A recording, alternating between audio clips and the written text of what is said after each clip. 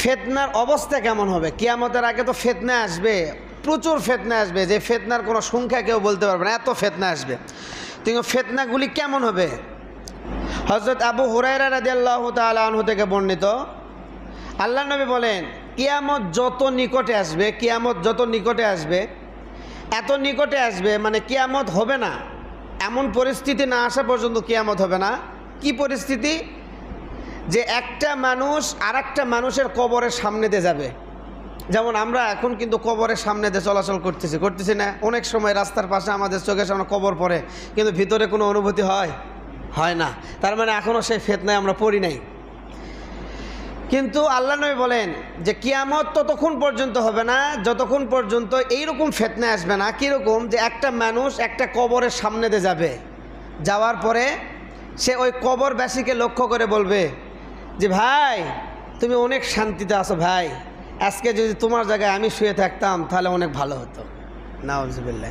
তাহলে এখন চিন্তা করেন পরিস্থিতিটা কেমন দাঁড়াবে। বুঝতেছেন আল্লাহ নবীর কথা?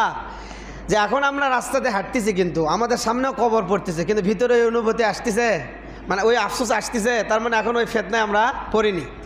কিন্তু আল্লাহ নবী বলেন, এখন যতক্ষণ পর্যন্ত কিয়ামত হবে না, যে এই পরিস্থিতির মধ্যে মানুষ না পড়বে। কেমন পরিস্থিতি? যে একটা মানুষ তার আর একটা মৃত ভাইয়ের কবরের সামনে দিয়ে যাবে, যাওয়ার পরে সেই মৃত ভাইয়ের কবরের সামনে দিয়ে যাবে, যাওয়ার পরে বলবে ফায়াকুলু ইয়া লাইতানি মাকানাহু, যে হাই ভাই, আমি যদি তোমার জায়গায় হতাম আর তুমি যদি আমার জায়গায় হতা, আজকে যদি আমি কবরে চলে যেতাম আর আমার এই জায়গায় যদি তুমি থাকতা তাহলে ভালো হতো। আমি আর এই ফিতনা সহ্য করতে পারতেছি না, আজকের এই দিনের এই মুসিবত আমার আর সহ্য করার ক্ষমতা নাই। অতএব আমি যদি ভালো হতো, তোমার জায়গায় আমি থাকতাম, মানে আমার মরে যায় কবরে থাকাটাই ভালো লাগতো, ভালো হতো। এত ফিতনা আসবে। তো মানুষ কোন সময় বলবে? মানুষ কোন সময় বলে জি তুই বেঁচে থাকার থেকে না থাকা ভালো? অনেক সময় ঝগড়াঝাটি হয় বাসায়, হয় না? হওয়ার পরে একে অপরকে কি বলে যে তুই দুনিয়াতে থাকার চেয়ে না থাকাই ভালো। কখন বলে? মানে যখন তার অশান্তিতে অতিষ্ঠ হয়ে যায়, আর ভালো লাগে না, তখন বলে যে তুই থাকার থেকে না থাকাই ভালো, আমি একে একই জীবন পার করব, তাও ভালো আছে, তাও তোর সাথে থাকবো না। হ্যাঁ, আবার অনেকে বলে যে এই বাড়িতে তোরকে বাড়ি, মানে এই সংসারে থাকার চেয়ে বনবাসে যাওয়া ভালো। বলে না মানুষ যে এই সংসারে থাকার চেয়ে বনবাসে যাওয়া ভালো, মানে আমার আপনাদের সাথে সংসারে থাকতে ভালো লাগতেছে না। মানে কি? এত বাড়ির মধ্যে অশান্তি যে তাকে আর বাড়িতে ভালো লাগতেছে না, কোথায় যাবে? বনবাসে।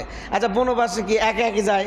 জঙ্গলে থাকবে। তার মানে ওর কাছে ওই জঙ্গলে থাকা, একে একই থাকাটাই বেশি ভালো লাগতেছে, এই সংসারে থাকা ভালো লাগতেছে না। তো তাহলে চিন্তা করেন, আল্লাহ নবী বলে কেমন পরিস্থিতি আসবে কিয়ামতের আগে, যে একটা মানুষ কবরের সামনে দিয়ে যাবে আর কবরবাসীকে ডাক দিয়ে বলবে ভাই, খুব ভালো হতো যদি তোমার জায়গায় আমি থাকতাম, আমি যদি কবরবাসী হতাম তাহলে এই পরিস্থিতির মধ্যে আমাকে আর পড়তে হতো না, এমন ফিতনার সম্মুখীন আমাকে হতে হতো না। এই পরিস্থিতি যতক্ষণ পর্যন্ত না আসবে, এমন ফিতনা দুনিয়াতে যতক্ষণ পর্যন্ত প্রকাশ না পাবে, ততক্ষণ পর্যন্ত কিয়ামত হবে না। তাহলে আলহামদুলিল্লাহ বলি এই কারণে যে এখনও আমাদের ওই পরিস্থিতি কি আসে নাই, যে কবরকে মানে কবরের সামনে দিয়ে যায় এই পরিস্থিতি বলতে হবে। তবে অতি দ্রুত আমরা সেই দিকে ছুটতেছি।